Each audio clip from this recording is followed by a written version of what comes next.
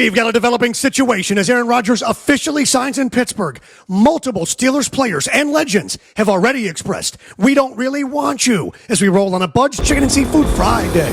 Order online at budschicken.com. Up first, Ian Rappaport confirms it. The Steelers were only willing to pay Rodgers a fraction of what the Jets did. Aaron Rodgers said on the Pat McAfee show he would play for just $10 million. It is not going to be a big money deal. Yeah, and before Rodgers even arrives, there's already drama with his new teammates. Aggregator Dov Kleeman said, yikes. Steelers DB DeShon Elliott roasted Rodgers after reading rumors of the team potentially signing him a couple months ago. Elliott said, quote, leave his ass at the retirement home. Yeah, and don't forget how Cam Hayward mocked Rodgers and his meditation practices. I ain't doing that darkness treat. I don't need any of that crap. Like, wow. Either you want to be a Pittsburgh Steeler or you don't. Yeah, and how indifferent Hayward was about Rodgers even joining the Steelers. If you want to be part of it, so be it. If you don't, no skin on my back. Yeah, but hold on, because one Steelers legend says Rodgers joining is actually worst case scenario. As we continue, presented by Revel Rideshare. Ride for less, drive for more. Download now, Revel Rideshare. Steelers Super Bowl champion Ryan Clark says Rodgers joining is actually worst case scenario. This is the worst case scenario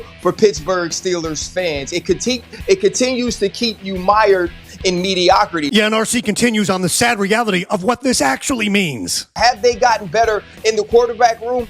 Absolutely. Will they contend for that championship that Pittsburgh Steelers people and fans and organization think is the standard? No, they won't. And the odds makers agree. Before signing Rodgers, the Steelers' odds to win the Super Bowl 40-1. After signing him, unchanged at 40-1. Yeah, and don't forget what Steelers legend Terry Bradshaw just said about the prospect of Rodgers joining the Steelers. That is just, to me, is a joke.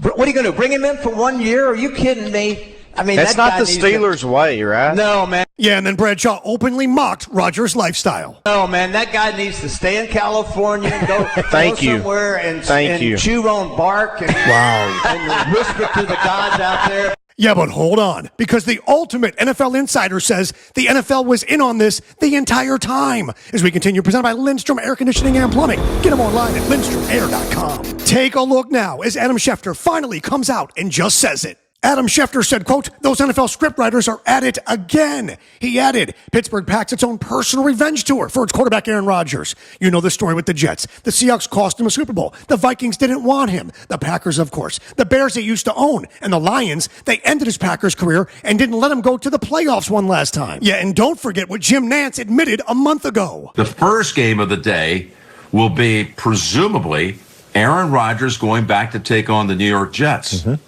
Now, that's big. Yeah, and even Rich Eisen admitted that the Steelers' Week 8 date was no coincidence. It's Week 8 that the Packers are in Pittsburgh right in the middle of the season.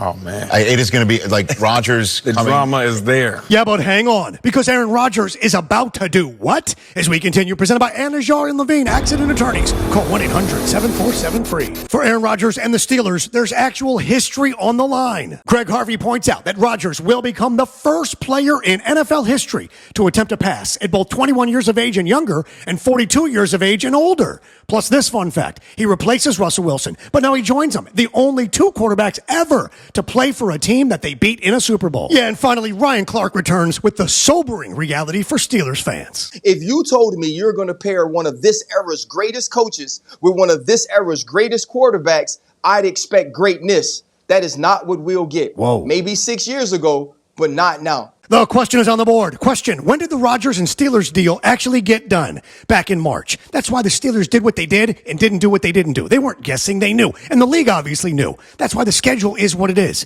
Come on, people. This has been a done deal for a long time. Rodgers said, I'll show up when I have to. And next week, mandatory camp. Now you got to. And you got to. Get some Bud's Chicken and Seafood. Crispy, crunchy, juicy, golden brown, fried perfection. Best sides, best sauces. Get some. It'll change your life. Order at budschicken.com. Hit subscribe, hit like, comment, and tell me where I'm wrong. I'll reply to them all. And remember, every day above ground is a good day. Some are just more questionable than others. So say goodnight to the bad guy.